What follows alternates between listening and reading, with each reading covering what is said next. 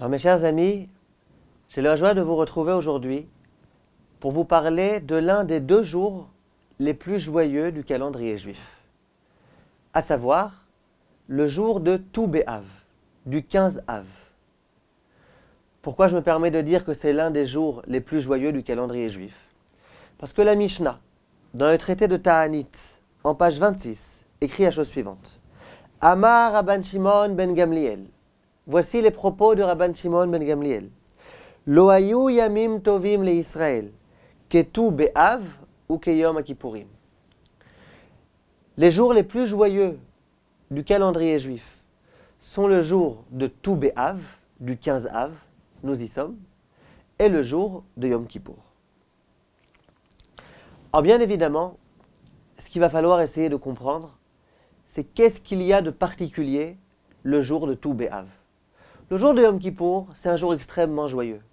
On a un cours qui a été donné à ce sujet sur Torah Academy, dans lequel on a expliqué quel est le sens de la joie de Yom Kippour. Vraiment, j'avais l'habitude de dire toujours le jour le plus joyeux de l'année. Mais là, la Mishnah nous dit qu'il y a un autre jour qui fait un petit peu concurrence au jour de Yom Kippour. C'est le jour du 15 Av.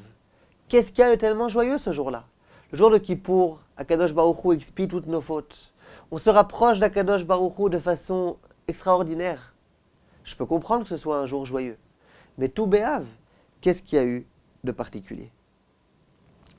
Et en dehors de cela, on a à peine eu le temps de se remettre du deuil terrible du Beth Amikdash, qui a été célébré le jour de Tet B'Av, du 9 Av, le jour le plus douloureux du calendrier juif. Et voilà qu'à peine quelques jours après, va venir le jour le plus joyeux. Il n'y a pas un paradoxe ici, un contraste qui est créé par cette Mishnah? Comment comprendre ce qui se passe ici? Qu'est-ce qu'il y a de tellement joyeux et quel rapport y a-t-il entre le 9 Av et le 15 Av? Il faut savoir que la Gemara va justement s'interroger quant au sens de la joie du 15 Av. Et la Gemara va avancer un certain nombre de raisons, d'événements historiques qui vont faire que ce jour est un jour particulier et un jour de joie. L'une des raisons qui est mentionnée dans la Gemara, je vous le lis dans les mots, Tanya, Rabbi Eliezer Agadol Omer, Kevan Shigia Tou B'Av, lorsque le jour du 15 Av est arrivé, Tashash Kocha Shel Hama, la force du soleil va déjà en s'amoindrissant un petit peu. Velo ayu kortim et sim la ma'aracha. Et c'est la raison pour laquelle, à partir de ce jour-là, on arrêtait déjà de couper du bois pour le misbéach. Sur le misbéach, on avait besoin de bois pour consumer les sacrifices, et on se servait d'un bois qui était sec. Lorsque le soleil était puissant, était très fort, le bois qu'on pouvait couper était sec. Et donc on coupait du bois pour s'en servir pour le misbéach. Dès lors qu'à partir du 15 Av, le soleil n'était déjà plus très fort, le bois était encore un petit peu humide, et donc on ne s'en servait plus. En effet, pour le misbéach, il fallait du bois qui est sec. Pourquoi? Parce que dans le bois sec, il n'y a pas du tout d'humidité. Et donc, il n'y a pas d'insectes qui peuvent se trouver dans ce bois. Par contre, lorsqu'il y a un petit peu d'humidité, il peut y avoir tout type d'insectes qui sont dans ce bois. On n'a pas le droit de se servir d'un tel bois pour les sacrifices. Voilà ce que Rabbi Eliezer Agadol nous explique. A priori, qu'un rapport. C'est un jour de joie. Le jour où on arrête de couper du bois, c'est un jour de joie. Qu'un rapport. Mais en dehors de ça, la Gemara immédiatement continue. Et elle dit la chose suivante. Mikan vaelach, depuis ce jour-là, à partir du 15 Av, Demosif Yosif, celui qui s'investit encore plus dans l'étude de la Torah, celui-là, il grandira énormément en Torah et deviendra un homme érudit. Chez Nomosif Yassif, celui qui par contre n'intensifie pas son étude de Torah à partir du 15 Av, celui-là malheureusement, il mourra, il quittera ce monde. Et cette halakha a été tranchée dans le Rama. Le Rama dans Ilchot Talmud Torah, Siman Resh Mem Vav Seif Kav Gimel, écrit de façon explicite Veyesh le Adam le'atril ilmod balayla mitu be'av va'elach. À partir du 15 Av, l'homme doit s'efforcer à étudier la nuit. Uman delo mosif, yassif. Et celui qui n'intensifie pas son étude à partir du 15 Av, celui-là, il mourra. La question qui se pose, c'est quel rapport? Quel rapport entre le fait qu'à partir du 15 Av, on a arrêté de couper le bois, et le fait qu'à partir de ce moment-là, il faut intensifier l'étude de la Torah? Et en dehors de ça, pourquoi celui qui n'intensifie pas son étude de Torah risque de mourir? Quel rapport? Qu'est-ce qui se passe ici? Alors en fait, il faut bien comprendre un point important. C'est qu'à partir du 15 Av, les nuits commencent à s'allonger et les jours à se raccourcir. C'est donc qu'il y a beaucoup plus de temps la nuit pour pouvoir étudier la Torah. Il faut bien comprendre un point important. C'est que le moment propice, en particulier à l'étude de la Torah, c'est la nuit. La Gemara dans Eruvin Daf Samech le dit. La nuit n'a été créée que pour qu'on puisse étudier la Torah. Il est écrit aussi dans le Rambam, dans les Halachot Talmud Torah, Amrou Chachamim, nos maîtres nous ont enseigné, En rina shel Torah ela balayla.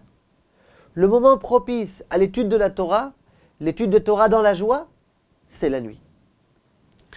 La nuit, c'est donc un moment qui est réservé à l'étude de la Torah. Plus que ça, Hachem a créé la nuit pour qu'on puisse étudier la Torah. Question, quel rapport? Pourquoi c'est nécessairement la nuit qu'il faut s'investir dans l'étude de la Torah? En général, on a l'habitude de dire au contraire. Le matin, on vient de se lever, on est dispo, on peut étudier tranquillement, on a vraiment l'esprit tranquille, on est concentré, on a du punch. C'est le matin qu'on étudie bien la Torah. Là viennent Chachamim et nous disent non, pas du tout. Le moment propice à l'étude de la Torah dans la joie, c'est la nuit. Pourquoi? Qu'est-ce qu'il y a de particulier la nuit? En fait, il faut bien comprendre que la nuit, c'est le moment durant lequel on est le plus tranquille. La nuit, il n'y a pas de travail, en général en tous les cas. La nuit, il n'y a pas de rendez-vous. La nuit, il n'y a pas de téléphone, en général. Les gens ne sont pas censés nous appeler à 11h ou à minuit ou à 1h du matin. La nuit, c'est un moment durant lequel on est tranquille. Il n'y a pas de bruit dans les rues. On peut être tranquille, les enfants dorment. Personne n'est là pour nous embêter. C'est donc le moment durant lequel on peut étudier la Torah tranquillement, sans être dérangé, sans avoir de stress. Tout est fermé, tous les bureaux sont fermés, on n'a rien à faire à ce moment-là. Celui qui s'investit dans l'étude de la Torah à ce moment-là, il peut être sûr qu'il pourra étudier la Torah tranquillement. C'est d'ailleurs la raison pour laquelle, je ne sais pas si vous êtes au courant, mais le Rav Ovadia Yosef, il n'avait pas l'habitude de prier le matin au Netzachama. Il y a des grands rabbanim qui avaient l'habitude, tous les matins, de prier Shacharit au Netzachama. Le Rav Chaim Kanievski, le Rav Mordechai Eliyahu, beaucoup de rabbanim. Le Rav Ovadia Yosef, non, il priait le matin à 7h, pas à 5h du matin, pas à 4h30 quelquefois ou 5h30. Toujours il priait à 7h du matin. Et beaucoup de personnes se sont interrogées. Pourtant, le moment idéal à l'office de Shacharit, c'est le Netzachama. C'est écrit dans le Shulchan Aruch, c'est écrit partout.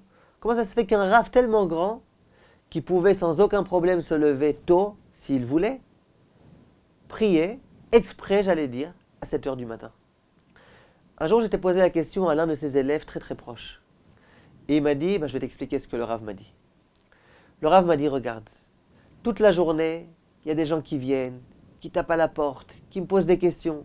Et il y a des téléphones, et quelquefois je suis obligé de répondre. Quelquefois, il y a le Premier ministre qui vient me rendre visite. Toute la journée, je suis sans arrêt dérangé.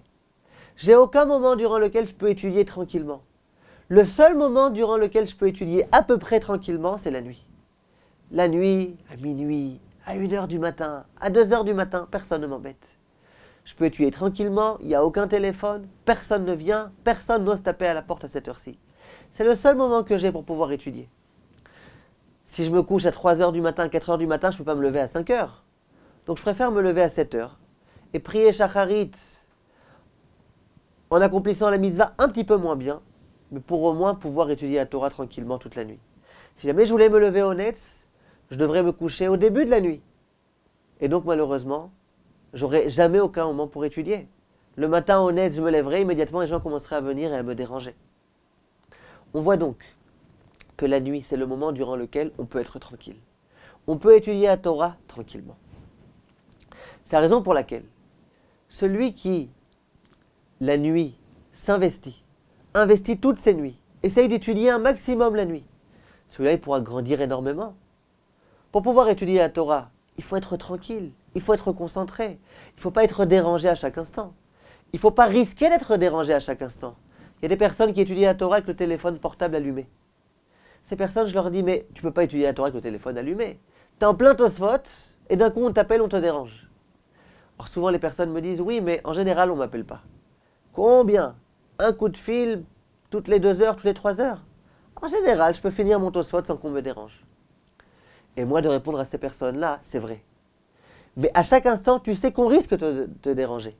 Le simple fait que tu commences à étudier ton Tosfot en sachant qu'on risque de te déranger, ça fait que tu n'es pas connecté à Tosfot.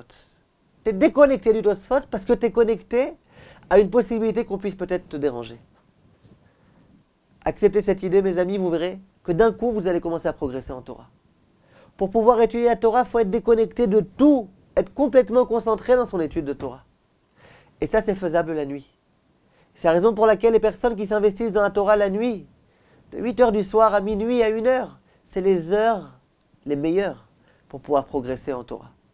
Alors bien évidemment, on a tendance à s'endormir. Il faut faire des efforts, mais c'est le moment le meilleur. Et chaque personne qui s'investit la nuit dans son étude de Torah, cette personne-là, elle grandira en Torah. Le Rav Ben Sion Abba Shaul avait la coutume de dire qu'il ne faut surtout pas perdre ne serait-ce qu'une seule nuit. Ainsi que le Rambam écrit. Toute personne qui investit toutes ses nuits dans l'étude de la Torah, cette personne elle grandira en Torah. Il disait le Rav Ben Sion, même le Khatan, le soir du mariage, qui étudie un petit quelque chose. Pourquoi? Écrit dans le Rambam toutes les nuits. Toutes les nuits, c'est même la nuit du mariage. La première nuit du mariage. Ça veut dire que la nuit, c'est le moment durant lequel on peut pouvoir espérer progresser en Torah. C'est la raison pour laquelle une personne qui n'étudie pas durant la nuit, la nuit commence à s'allonger, il y a de longues nuits face à nous, il n'y a déjà plus de travail à l'époque, en tous les cas on ne travaillait plus dès qu'il faisait nuit, c'était l'obscurité totale. Cette personne-là, elle a 2 problèmes. Premier problème, c'est qu'elle ne s'investit pas dans les moments durant lesquels elle aurait dû s'investir. Il y a des moments tellement magiques, tellement beaux. Pourquoi tu ne t'investis pas dans ces moments-là? C'est du gâchis. Tu perds ces moments tellement beaux, tellement propices à l'étude de Torah. Mais plus que ça. Une personne qui la nuit n'étudie pas la Torah, d'une certaine façon, elle méprise la Torah. Pourquoi? L'excuse du travail, tu l'as pas. Le prétexte des rendez-vous, tu l'as pas. Personne ne te dérange, les enfants dorment, même ta femme, elle dort. Pourquoi tu n'étudies pas? Comment ça se fait que tu as des moments tellement beaux, tellement forts, durant lesquels tu pouvais étudier la Torah? Pourquoi tu n'étudies pas? Pourquoi tu allumes la télévision? Tu lis le journal? Tu es fatigué, tu dois dormir? Alors pourquoi pour le journal tu as de la force? Pourquoi pour regarder tes mails pendant des heures entières tu as de la force? Ah, visiblement c'est que c'est plus important que la Torah. Ça c'est du mépris en Torah. Durant la journée, celui qui n'étudie pas la Torah, il a des excuses. Il peut dire, j'étudie pas la Torah parce que je dois travailler, et le travail c'est difficile, et quand j'ai un petit moment, je me repose, etc. Ça c'est vrai pendant la journée. Mais la nuit, tu as plusieurs heures face à toi. Qu'est-ce que tu fais à ces heures-là? Si tu étudies, tant mieux. Mais si tu n'étudies pas, tu n'as aucun prétexte. Donc ton comportement, il dénote un mépris vis-à-vis de la Torah. Et ça, c'est extrêmement grave. Le Pélé Yoetz dit que l'homme, lorsqu'il parle, il crée un témoin. Et ce témoin, un jour, viendra et il témoignera. Il y a des personnes qui vont vous dire, moi j'aimerais tellement étudier la Torah. J'aimerais tellement être un Kolelman, étudier la Torah toute la journée. Moi j'apprécie la Torah, moi je l'honore. Simplement, que faire? Je peux pas. Je dois travailler. J'ai des rendez-vous sans arrêt. Comment? Je peux pas, j'ai pas le temps. Dit le Pélé Yoetz, cet homme-là, au moment où il a tenu ce discours, il a créé un témoin. Il y a un témoin qui va l'attendre. Quand ça? Le Shabbat. Le Shabbat, il n'y a pas de travail. Est-ce que tu vas étudier ou pas? La nuit, il n'y a pas de travail. Tu vas étudier ou tu vas regarder la télé?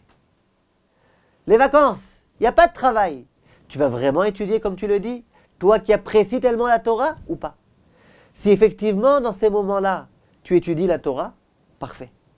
Même les moments où tu travailles, ça prouve que la raison pour laquelle tu travaillais, c'est parce que tu n'avais pas le temps pour étudier. Et d'une certaine façon, on considérera ces moments comme si tu avais étudié. Qu'est-ce qu'on peut faire? Tu n'avais pas le choix. Par contre, si jamais à ces moments-là, tu n'étudies pas, alors là, ça prouve que tout ce que tu disais, c'était d'une certaine façon un petit peu du mensonge. Et c'est dans ce sens-là qu'on va pouvoir comprendre une Mishnah de Pirkei Avot, qui nous dit « Haneor balayla » celui qui est réveillé en pleine nuit, ou « Mefane libo levatala » et qui pense à tout type de choses autres que Torah, qui perd son temps, qui a des pensées futiles, « Areze mitraev benafsho » celui-là, il met sa vie en danger. Pourquoi on a besoin de dire que celui qui pense à des choses futiles en pleine nuit quand il est réveillé? On aurait pu dire ça en journée. Réponse de Chazal, non. C'était la nuit. La nuit, personne ne te dérangeait. Il y avait un silence total. Tu pouvais vraiment te concentrer dans ton étude de Torah. De surcroît, tu étais réveillé. C'est pas que tu devais dormir, que tu étais fatigué. Tu étais réveillé. Donc tu étais réveillé à un moment où personne ne te dérangeait. Personne ne te faisait la discussion. Personne ne t'embêtait. Si à ce moment-là, tu penses à des idées futiles, tu perds ton temps, ça c'est gravissime. C'est gravissime parce que ça montre que tu méprises la Torah. Et il n'y a rien de pire que de mépriser la Torah. Voilà de quelle façon on peut expliquer cette Mishnah. Lorsqu'il n'y a pas de prétexte, lorsqu'il n'y a pas d'excuse, qu'est-ce que tu fais? Si à ce moment-là tu n'étudies pas, c'est un mépris très grave pour la Torah. À présent, on peut en revenir à notre cher Tou B'Av. Que s'est-il passé le jour de Tou B'Av? Vient Rabbi Eliezer Agadol et dit, ce jour-ci, enfin, on arrêtait de couper du bois pour le Misbéach. Et on s'est interrogé, qu'est-ce qu'il y a de tellement joyeux de ce fait? Il y a deux explications. Le Rashbam donne une explication très belle. Il dit que à chaque fois qu'on finit quelque chose, qu'on parachève l'accomplissement d'une mitzvah, on se réjouit énormément. On finit l'étude d'un traité de Gemara, Siyum Masechet. Et bien là c'est pareil. Dit le Rashbam, lorsque finalement on ne pouvait plus se permettre de couper du bois, il s'est avéré que c'était le dernier moment pour pouvoir couper le bois. Donc on a fini enfin l'accomplissement de cette mitzvah qui consiste à couper du bois. Et ça c'était en soi une joie particulière. La joie du fait de pouvoir couper du bois en l'honneur du Misbéach, c'était une joie que tout juif pouvait ressentir. Dans la mesure où, généralement, tout le service des sacrifices était accompli par le Kohen. Par contre, couper du bois, tout le monde pouvait le faire. C'est donc une joie générale, une joie collective. Même les gens qui n'étaient pas Kohen, ils se sentaient concernés par cela. D'ailleurs, il est écrit dans la Gemara que chaque famille, lorsque c'était son tour d'aller couper le bois, ce jour-là, c'était un grand jour de fête. Ah, enfin on a le mérite de couper du bois en l'honneur du Misbéach. C'est la raison pour laquelle, lorsque ça a été complètement terminé cette mitzvah, le peuple juif tout entier était joyeux. Voilà de quelle façon le Rashbam explique. Par contre, Rabbeinu Gershon donne une autre explication. Et il dit la chose suivante. Il dit, durant toute cette période-là, on devait couper du bois. Certes, on accomplissait une mitzvah extraordinaire, couper du bois en l'honneur du Misbéach. Simplement, lorsqu'on devait couper du bois, on devait fermer la Gemara. On ne peut pas en même temps étudier, en même temps couper du bois. C'est la raison pour laquelle, durant toute cette période-là, il y avait beaucoup de Torah qui n'étaient pas étudiées. Alors c'est vrai qu'on était obligés, mais il n'empêche qu'on ne pouvait pas étudier la Torah. Lorsque le jour de Tou B'Av est arrivé, et qu'on ne pouvait plus se permettre de couper du bois, et bien d'un coup, ces personnes-là, ces bûcherons-là, pouvaient retourner, retrouver le Beth Midrash, retrouver la Gemara, et se remettre à étudier. Et ça, c'était la joie. La joie de Tou B'Av, c'était que enfin, tout le monde pouvait se permettre à nouveau d'étudier la Torah. Ça veut dire quoi? Bien sûr que ce que Rashbam disait, c'est vrai. Bien sûr qu'il y avait une première dimension de joie qui provenait du fait que, Baruch Hashem, on est joyeux d'avoir pu accomplir cette belle mitzvah. Mais bien Rabbeinu Gershon, il dit, il y avait une joie encore plus grande qui prenait le dessus. C'est la joie de enfin pouvoir retrouver la Gemara, retrouver le Shulchan Aruch, retrouver les livres de Torah et pouvoir étudier à nouveau. Ça, c'est le sens de Tou B'Av, tel que l'explique le Rabbeinu Gershon. On peut à présent, Bezrat Hashem, réussir à comprendre. On a demandé quel rapport entre la joie de tout Béav et le fait qu'il faille intensifier son étude de Torah. On voit bien, la Gemara elle dit, ce jour-là, on a arrêté de couper le bois, et donc celui qui intensifie son étude, il deviendra Talmid Chacham, celui qui n'intensifie pas, il mourra. Quel rapport? Maintenant, on peut bien comprendre, fort de tous ces propos-là. Le jour de tout Béav, il y a eu quelque chose de magnifique et de particulier. C'est que ce jour-ci, enfin, tout le peuple juif, même les bûcherons, ont pu enfin commencer à nouveau à étudier la Gemara. Pendant une longue période, ils devaient s'arrêter d'étudier. Ils n'avaient pas le choix, ils devaient couper du bois. Là, enfin, ils ont pu s'adonner à la mitzvah la plus belle et la plus grande et la plus magnifique, qui est la mitzvah de l'étude de la Torah. Et ça, c'était en soi la joie, la grande joie de tout Béav, affirme Rabbeinu Gershom, c'était le fait qu'enfin, tout le monde pouvait se mettre à étudier, corps et âme, jour et nuit. Simplement, au même moment, parallèlement, à partir de tout Béav, il y a un autre phénomène qui se produit. C'est que les nuits commencent à s'allonger. Et le devoir de tout juif, ainsi que le dit la Gemara, c'est justement de retranscrire en acte cette joie, de prolonger cette joie-là qui était la joie de tout Béav en intensifiant l'étude. Et là, il y a de quoi intensifier. Premièrement parce qu'on ne peut plus couper le bois. Deuxièmement parce que les nuits commencent à s'allonger. Il y a plus de temps, il y a moins de temps pour travailler, plus de temps pour étudier. Voilà ce que signifie pour nous tout Béav. D'une part, le fait que tout le monde puisse étudier la Torah. D'autre part, le fait que même dans cette étude, on a encore plus de temps. Cette joie de tout Béav qui provient du fait qu'enfin on peut étudier la Torah, elle va être à présent décuplée. Parce qu'on pourra non seulement étudier, mais on pourra beaucoup étudier. On va avoir des longues nuits qui vont s'annoncer face à nous. On peut donc comprendre ce que dit la Gemara. Étant donné que les nuits commencent à être longues, étant donné que maintenant les bûcherons et tout le monde est tranquille, et exempt de ces travaux-là, tout le monde va pouvoir étudier la Torah. C'est la raison pour laquelle Man Demosif, celui qui va se mettre à étudier la Torah à ce moment-là, Yosif, celui-là il deviendra un grand Talmid Chacham. Pourquoi? Il a des longues nuits face à lui. Il pourra s'investir complètement dans l'étude de la Torah durant ces longues nuits. Ces longues nuits durant lesquelles il n'y a aucune préoccupation, aucun stress, aucun souci, rien du tout. Il deviendra un Talmid Chacham. Par contre, celui qui chas v'shalom man delo mosif, celui qui n'intensifie pas son étude de Torah à ce moment-là, que se passe-t-il? De ce fait, il méprise la Torah. Tu n'avais aucune excuse, aucun prétexte. Pourquoi tu n'étudies pas? Alors celui-là, chas v'shalom, il risque de mourir. Pourquoi mourir? Parce que c'est gravissime ce qu'il fait. Il méprise la Torah. Il n'avait aucune excuse, rien du tout, pas de travail, rien. Pourquoi tu n'étudies pas? Tu méprises la Torah? Non, ça, Kadosh Baruch Hu, ça le fâche terriblement qu'on méprise la Torah. Tu veux ne pas l'honorer, c'est déjà grave. Mais la mépriser, à ce point-là, que tu préfères un feuilleton de télévision plutôt que l'étude de la Torah, ça c'est gravissime.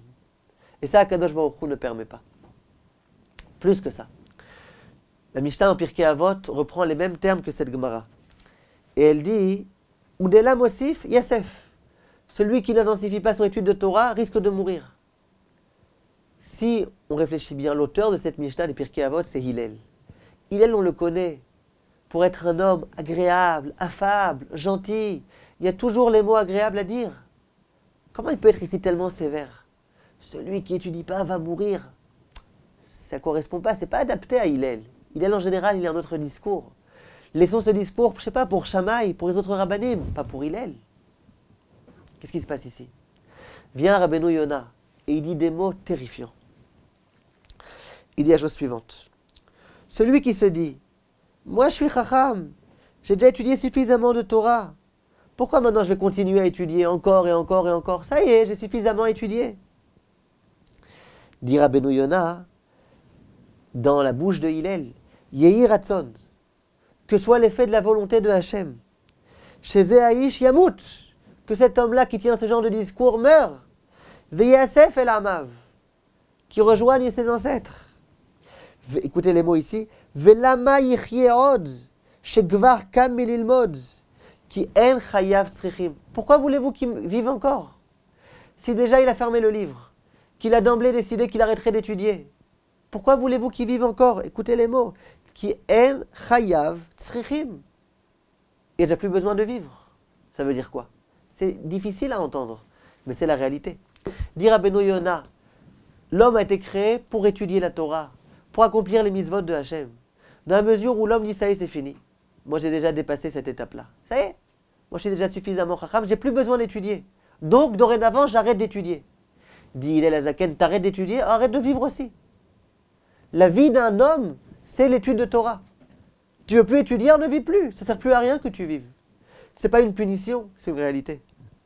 La réalité, c'est que l'homme qui arrête d'étudier, c'est un homme qui est mort. C'est un homme qui ne mérite plus la vie. Voilà ce que dit Hillel.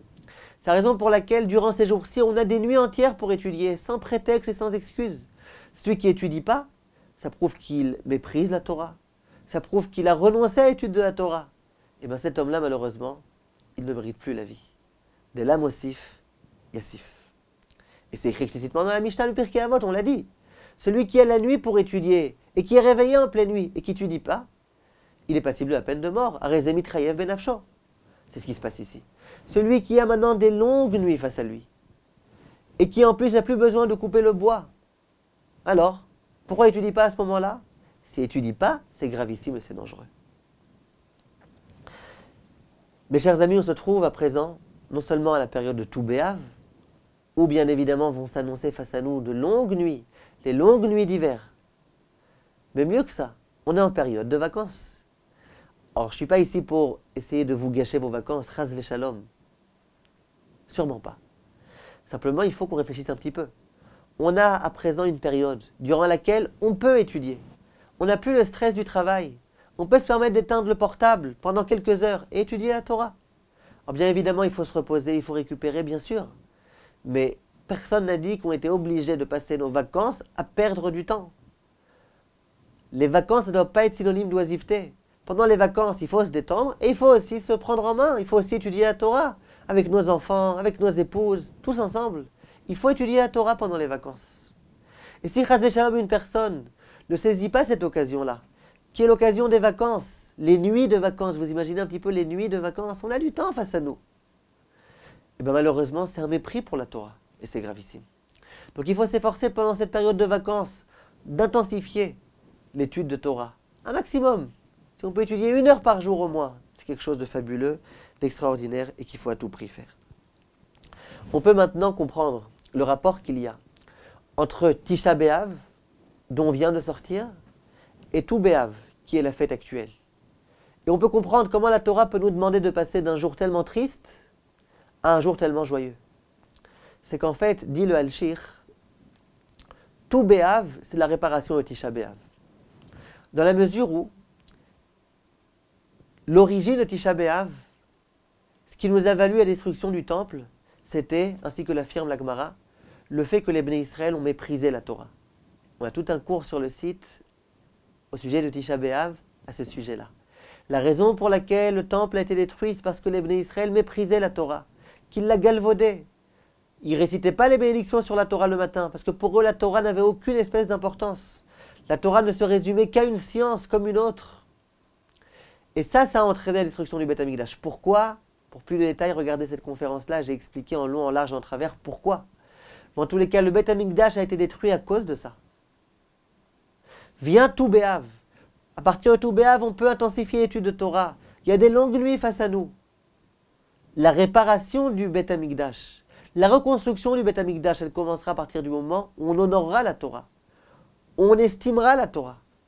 C'est la raison pour laquelle vient Tou B'Av, le moment propice à l'étude de Torah. Le moment à partir duquel on intensifie l'étude. Le moment à partir duquel on est complètement exempté de couper du bois. Le moment à partir duquel on a des longues nuits. Et c'est ça la joie de Tou B'Av. La joie de Tou B'Av, c'est d'enfin pouvoir étudier la Torah.